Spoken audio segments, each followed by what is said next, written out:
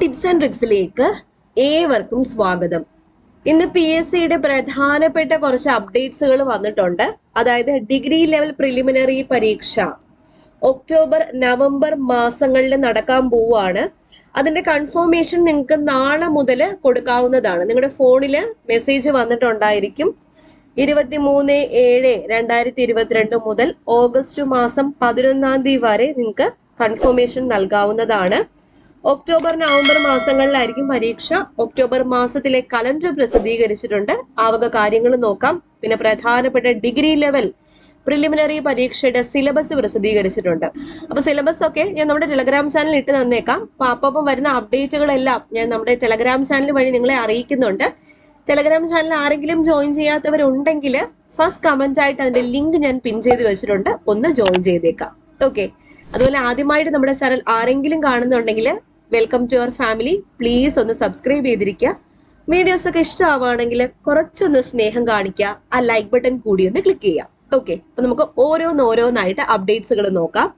എല്ലാവർക്കും വീഡിയോയിലേക്ക് സ്വാഗതം.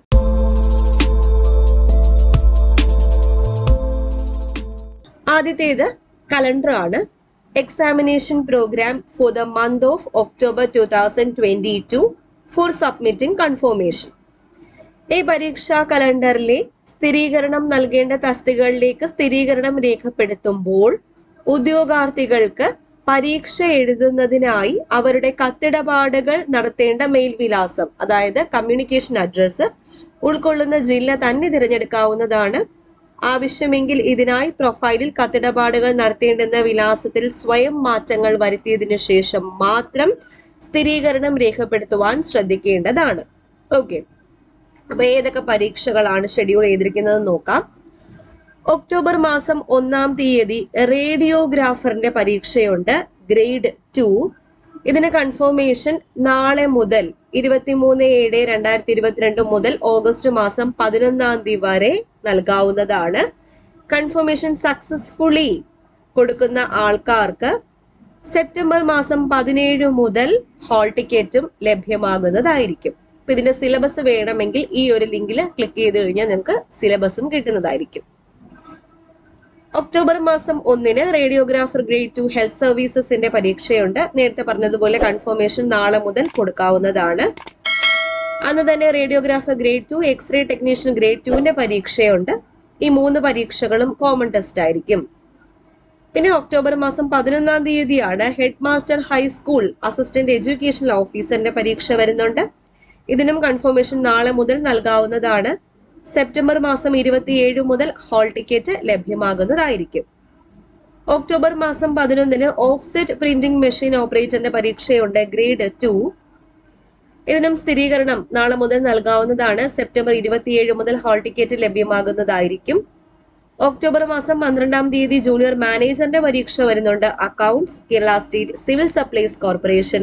കൺഫർമേഷൻ നാളെ മുതൽ നൽകാം. ഹാൾ ടിക്കറ്റ് സെപ്റ്റംബർ 28 മുതൽ ലഭ്യമാകുന്നതായിരിക്കും. ഒക്ടോബർ മാസം 13-ാം തീയതി സ്വിംഗ് ടീച്ചറിന്റെ പരീക്ഷ വരുന്നുണ്ട്. ഇതിന് നോ സെപ്പറേറ്റ് സിലബസ് എന്നാണ് പറഞ്ഞിരിക്കുന്നത്. സെപ്പറേറ്റ് ആയിട്ട് സിലബസ് ഒന്നുമില്ല. കൺഫർമേഷൻ നാളെ മുതൽ നൽകാവുന്നതാണ്. സെപ്റ്റംബർ 29-ന് പരീക്ഷ വരുന്നുണ്ട്.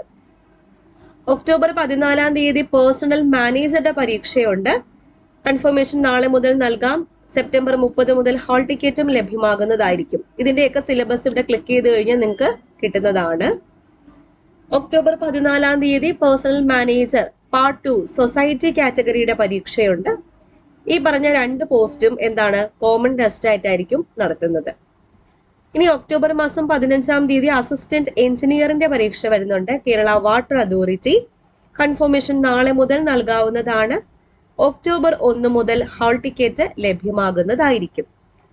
ഒക്ടോബർ 15-ന് assistant engineer from departmental candidates only, departmental test ആണ്. ഈ 2 പോസ്റ്റുകൾക്കും കോമൺ ടെസ്റ്റ് ആയിരിക്കും ഉണ്ടാവുക. ഒക്ടോബർ മാസം 18-ാം തീയതി ഡ്രാഫ്റ്റ്സ്മാൻ കം സർവേയറുടെ പരീക്ഷ വരുന്നുണ്ട്. ഇതിന്റെ ഹാൾ ടിക്കറ്റ് ഒക്ടോബർ 3 മുതൽ ഡൗൺലോഡ് ചെയ്യാവുന്നതാണ്. ഒക്ടോബർ 19-ന് നെറ്റ്വർക്ക് അഡ്മിനിസ്ട്രേറ്ററിന്റെ പരീക്ഷ വരുന്നുണ്ട്, കേരള അഡ്മിനിസ്ട്രേറ്റീവ് ട്രൈബ്യൂണൽ. കൺഫർമേഷൻ നാളെ മുതൽ നൽകാവുന്നതാണ്. ഒക്ടോബർ 3 മുതൽ ഹാൾ ടിക്കറ്റും ലഭ്യമാകുന്നതായിരിക്കും. October 20 deputy district education media ഓഫീസറിന്റെ പരീക്ഷ വരുന്നുണ്ട്. ഇതിന്റെ ഹാൾ ടിക്കറ്റ് ഒക്ടോബർ മാസം 6 മുതലായിരിക്കും ലഭ്യമാകുന്നത്. ഒക്ടോബർ 21 നഴ്സിംഗ് ട്യൂട്ടറിന്റെ പരീക്ഷ വരുന്നുണ്ട്, ഹെൽത്ത് സർവീസസ്. ഇതിന്റെ ഹാൾ ടിക്കറ്റ് ഒക്ടോബർ മാസം 7 മുതൽ ഡൗൺലോഡ് ചെയ്യാവുന്നതാണ്. ഒക്ടോബർ മാസം 22 degree level common preliminary exam ആദ്യത്തെ സ്റ്റേജ് പരീക്ഷ നടക്കും. ഓക്കെ, അപ്പോൾ ഡിഗ്രി പ്രിലിംസ് ഏതൊക്കെ പോസ്റ്റിനാണെന്ന് അറിയാലോ. Assistant grade 2 junior employment officer. ഈ പോസ്റ്റുകൾ ഏതൊക്കെ പോസ്റ്റുകൾ ഞാൻ അടുത്ത് ഇനി പറയാം കേട്ടോ. അപ്പൊ ഈ പോസ്റ്റുകളിലേക്കൊക്കെ വേണ്ടിയിട്ട് ആദ്യത്തെ സ്റ്റേജ് പരീക്ഷ ഒക്ടോബർ മാസം 22 ആയിരിക്കും ഉണ്ടായിരിക്കുക. October 26 assistant professor in microbiology പരീക്ഷയുണ്ട്.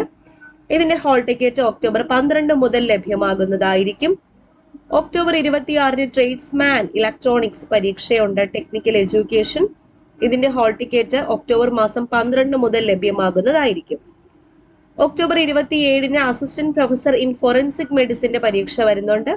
October 13 മുതൽ ഹാൾ ടിക്കറ്റ് ലഭ്യമാകുന്നതാണ്. ഒക്ടോബർ 27 ഫാർമസിസ്റ്റ് ഗ്രേഡ് 2ന്റെ പരീക്ഷ വരുന്നുണ്ട്. ഒക്ടോബർ 13 മുതൽ ഹാൾ ടിക്കറ്റ് ഡൗൺലോഡ് ചെയ്യാം. ഒക്ടോബർ 27 ഫാർമസിസ്റ്റ് ഗ്രേഡ് 2ന്റെ പരീക്ഷയുണ്ട്, ഹെൽത്ത് സർവീസസ് NCA നോട്ടിഫിക്കേഷൻ ആണ്. ഇതിന്റെ കൺഫർമേഷനും നാളെ മുതൽ കൊടുക്കാവുന്നതാണ്. ഓഗസ്റ്റ് മാസം 11 വരെ. ഹാൾ ടിക്കറ്റ് ഒക്ടോബർ മാസം 13 മുതൽ ലഭ്യമാകുന്നതായിരിക്കും. അടുത്തത് ഫാർമസിസ്റ്റ് ഗ്രേഡ് 2 NCA നോട്ടിഫിക്കേഷൻ തന്നെയാണ്. ഡിഫറെന്റ് കാറ്റഗറീസിലേക്കുള്ള പരീക്ഷയാണ്. കോമൺ ടെസ്റ്റ് ആയിരിക്കും ഉണ്ടായിരിക്കുക. ഒക്ടോബർ 28 ലൈബ്രറിയൻ ഗ്രേഡ് 4ന്റെ പരീക്ഷ വരുന്നുണ്ട്. കേരള മുനിസിപ്പൽ കോമൺ സർവീസ് വിവിധ ജില്ലകളിലേക്കായി. നാളെ മുതൽ കൺഫർമേഷൻ നൽകാം. ഓഗസ്റ്റ് മാസം 11 വരെ. October 14 hall ticket ലഭ്യമാകുന്നതായിരിക്കും.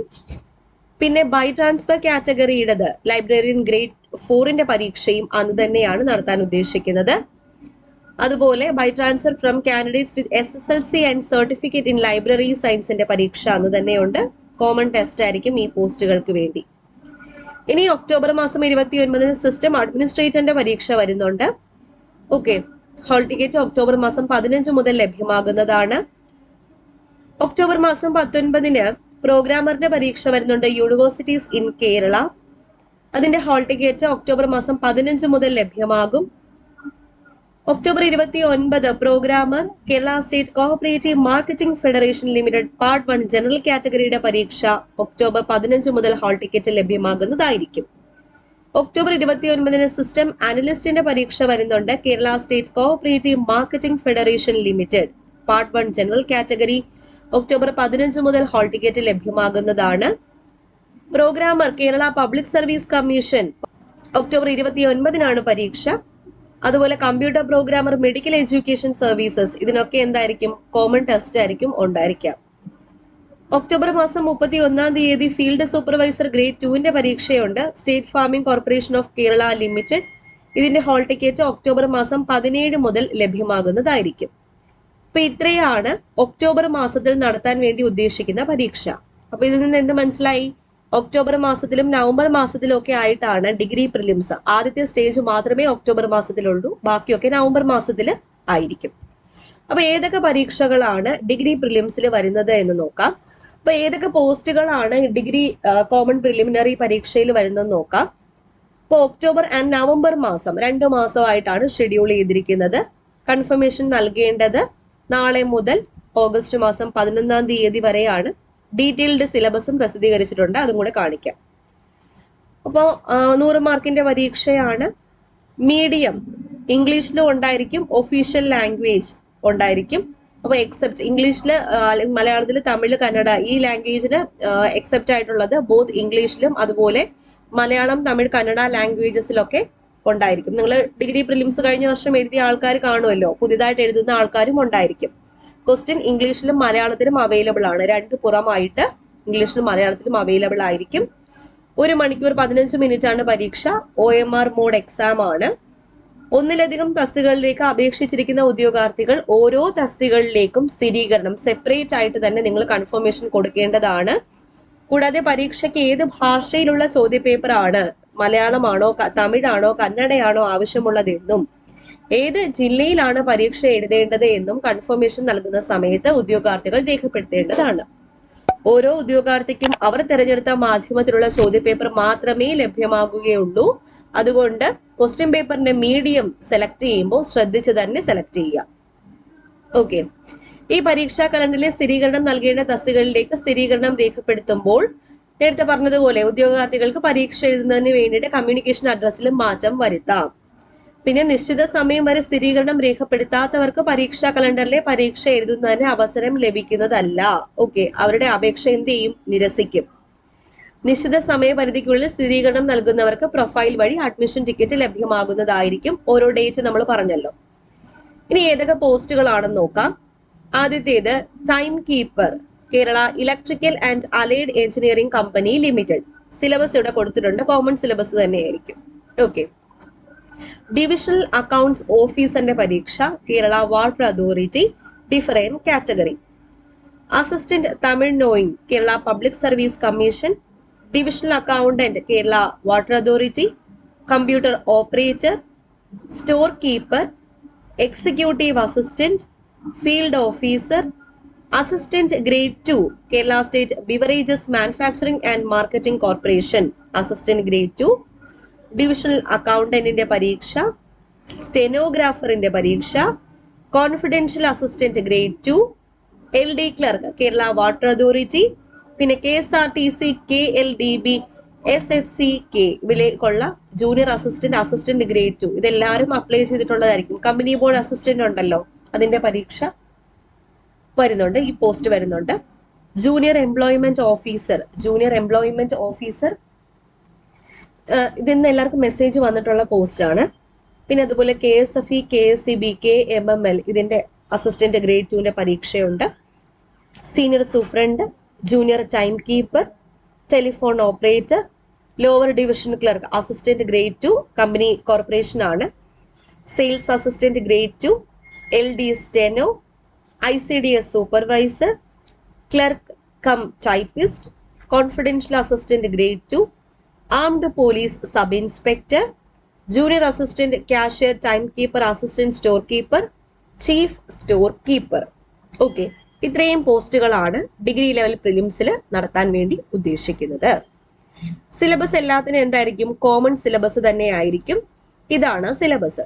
സിലബസിന്റെ PDF ഞാൻ എന്തായാലും നമ്മുടെ ടെലഗ്രാം ചാനലിൽ ഇട്ടേക്കാം. ടെലഗ്രാം ചാനൽ ജോയിൻ ചെയ്യുക.